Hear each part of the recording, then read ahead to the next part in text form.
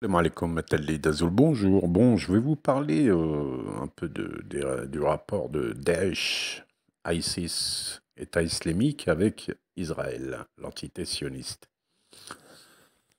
Donc, dans un discours prononcé à la conférence de Herzliya, le chef du renseignement militaire israélien, le général de division Herzi Halevi, a adopté une position de longue date d'Israël selon laquelle il préfère l'EI, l'État islamique, au gouvernement syrien, déclarant ouvertement qu'il ne veut pas voir l'EI vaincu dans cette guerre à l'époque contre la Syrie. Alors, cité sur le site de NRG en hébreu, reliant à Maariv, le major général Halevi s'est déclaré préoccupé par les récentes offensives contre le territoire de l'EI, affirmant qu'au cours des 3 derniers mois, le groupe islamiste était confronté à la situation la plus difficile depuis sa création et sa déclaration de califat.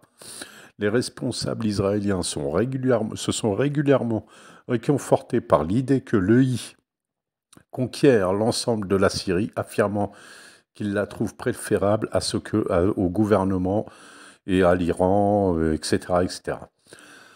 En même temps, ils n'ont jamais été aussi favorables à l'EI et à sa survie.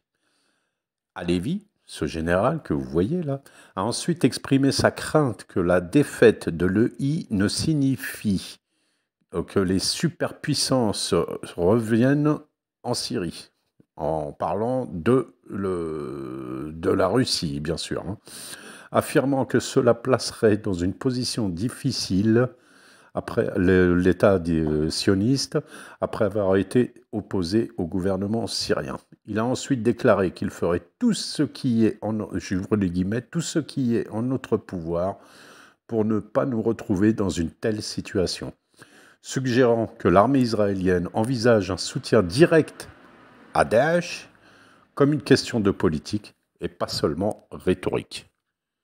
Maintenant, parlons de Ephraim Benjamin, alias Abu Hafs, commandant de Daesh, arrêté en Libye en 2017.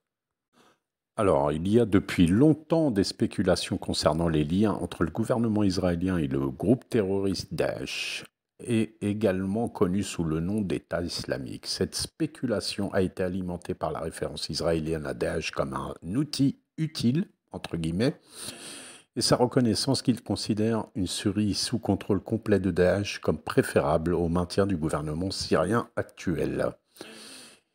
Il est également soutenu par l'aide et même les traitements médicaux étendus et les militants de Daesh ont reçu d'Israël. On l'a tous vu, soignés dans les hôpitaux israéliens.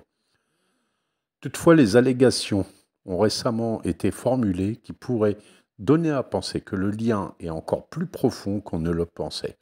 Selon un rapport du site web israélien Inyan Merkazi, les forces de sécurité libyennes ont arrêté un commandant de Daesh dans la ville de Benghazi pour découvrir peu de temps après que l'homme qu'ils avaient capturé, Ephraim Benyamin, était également un agent du Mossad, les services de renseignement israéliens. Benyamin, connu en Libye sous le nom d'Abu Hafs, avait commencé à travailler en Libye après l'invasion de la Libye par l'OTAN, qui a renversé l'ancien dirigeant Muammar Kadhafi. Le journal Middle East Monitor a rapporté que Hafs serait devenu un imam de premier plan dans une mosquée de Benghazi avant de devenir un chef de Daesh qu'il commandait plus de 200 combattants. Middle East Monitor a depuis supprimé le rapport de son site.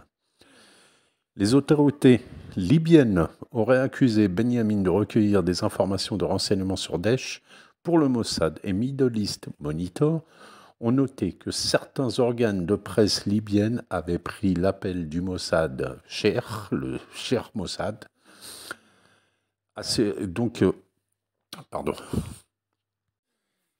tout cas, cette arrestation de Benyamin a montré que le Mossad est influent dans la montée en puissance de Daesh dans la région, étant donné que Benyamin a commencé à travailler en Libye en 2011, alors que Daesh n'a commencé à fonctionner en Libye qu'en 2015.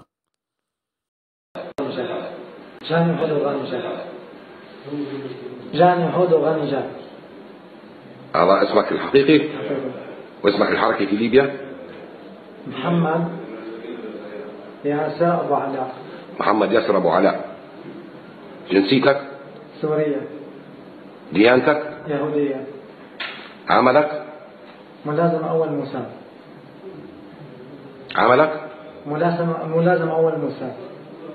أمتى جندت في الموساد؟ سنة 2002 ألف وعام. أمتى دخلت إلى ليبيا؟